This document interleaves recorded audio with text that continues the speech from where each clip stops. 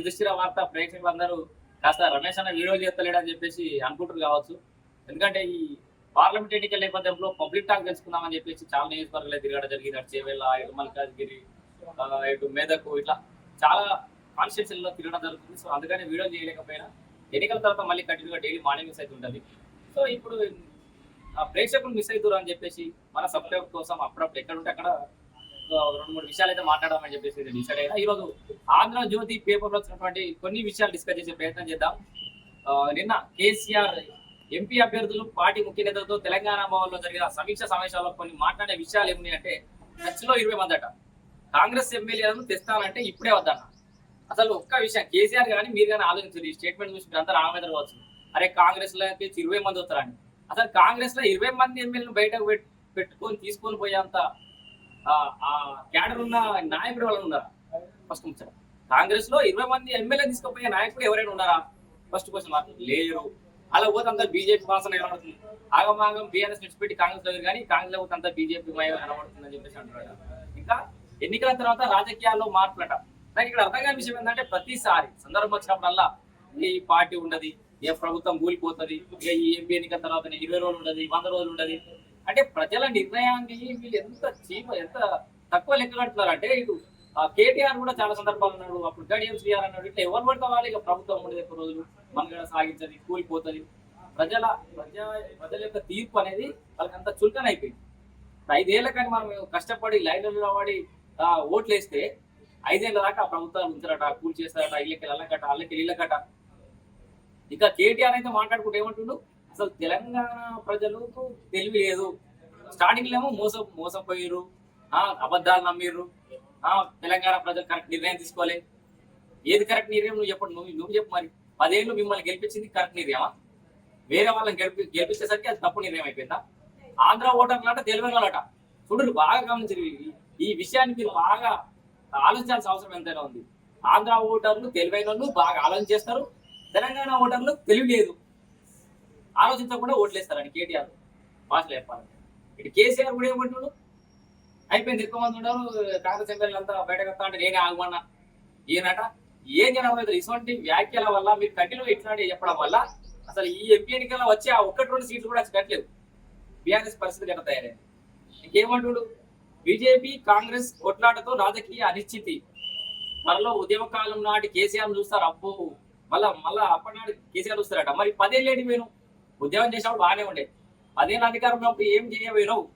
ఢిల్లీ మద్యం కుంభకోణం ముద్దదే, కక్ష సాధింపు, బిఆర్ సంతోష్ అరెస్ట్ చేయాలని ప్రయత్నించాం, దానికి మోదీ కక్ష కట్టి కవితను అరెస్ట్ చేయించారు. పటిష్ట బీఆర్ఎస్ ప్రభుత్వాన్ని కూల్చాలని చూశారు. 65 సీట్లతో ఉన్న కాంగ్రెస్ సర్కారు కూల్చరా? బాబా, బీజేపీలోకి రేవంత్ వెళ్ళకపోవచ్చు, ఒకవేళ వెళ్ళినా ఆయన వెంట ఎమ్మెల్యేలు వెళ్ళకపోవచ్చు. కేసీఆర్ వీళ్ళు బీజేపీలో పోతారని వాళ్ళే రూమర్స్ సృష్టిస్తారు, పోయే అవకాశం లేదని వాళ్ళే సృష్టిస్తారు. మంచి ముఖ్యమంత్రి పదవి ఉండగా, 60 మంది ఎమ్మెల్యేలు ఆయన ఎంపటి ఉండగా, నీ పార్టీలకి వెళ్ళి ఇంకా చాలా బీఆర్ఎస్ లెక్కలు కూడా ఎమ్మెల్యేలు రావడానికి సిద్ధంగా ఉండగా ఆయన ఎందుకు పోతాడు వేరే పార్టీకి? వీళ్ళు ఒక రకమైన రూమర్స్ భయాన్ని క్రియేట్ చేసి ప్రభుత్వాన్ని కూల్చేయాలని ఒక కుట్ర జరుగుతుంది. కానీ వాళ్ళ కాదు అది. కూల్చేయడం, ప్రభుత్వాన్ని కూల్చడం అంటే ప్రజల నిర్ణయాన్ని కూల్చేయడం, ప్రజల నిర్ణయాన్ని పాతి బొందబెట్టడం అన్నట్టు. తెలంగాణ ప్రజల యొక్క నిర్ణయాన్ని వాళ్ళు ఆకాంక్షలు ఓటమి చెందిన మరుసటి రోజు నుంచి కూడా వాళ్ళు ప్రజలే తప్పు నిర్ణయం తీసుకున్నట్టుగా ప్రజలే విమర్శిస్తున్న పరిస్థితి.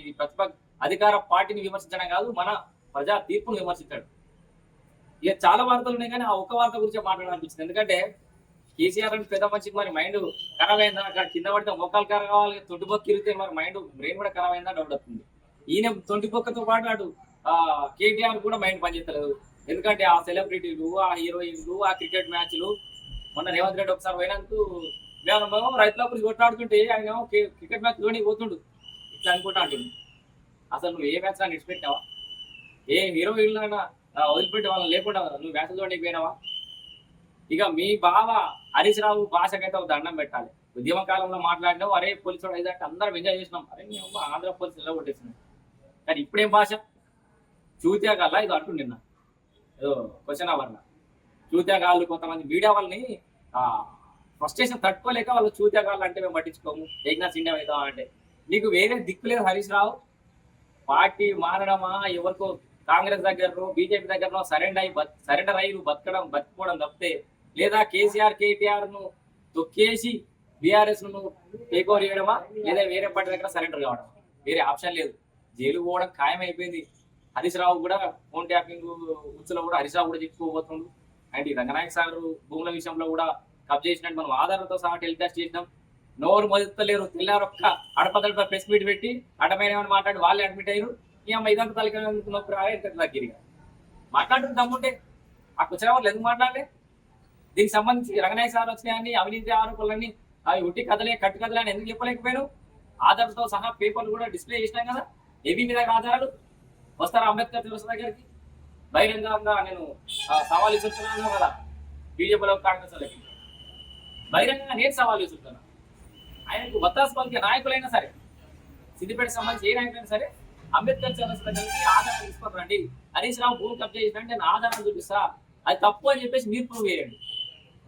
ఎవరైనా కామెంట్ చేసే ముందు ఆలోచించాలి. నోటికి వచ్చినట్టు మాట్లాడడం కాదు భయ్, ఆధారాలు ఉండాలి.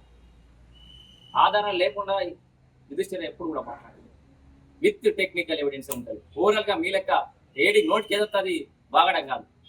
సో ఇది హరీష్ రావు తీరు, కేటీఆర్ తీరు, కేసీఆర్ తీరు అనేది ఇట్లా నడుస్తుంది తెలంగాణలో. వాళ్ళకి వచ్చి ఆ 1-2 సీట్లు కూడా వాళ్ళకి గెలిచే ఇంట్రెస్ట్ లేనట్టుంది.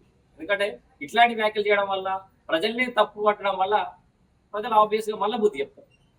సో నాకు తెలిసి అయితే వీళ్ళ వ్యాఖ్యలు ఇట్లే కొనసాగితే ఈ 15 రోజుల్లో వాళ్ళు ఒళ్ళు దగ్గర పెట్టుకొని ప్రజల్ని అయ్యా అబ్బా అని ఓటు అడుకోకపోతే ఉన్న 1-2 సీట్లు కూడా రాకపోవడం అయితే ఖచ్చితంగా రావు. సో ఇది ప్రస్తుతం తెలంగాణలో బీఆర్ఎస్ నడవడిక అనేది ఇట్లా ఉంది. Thank you.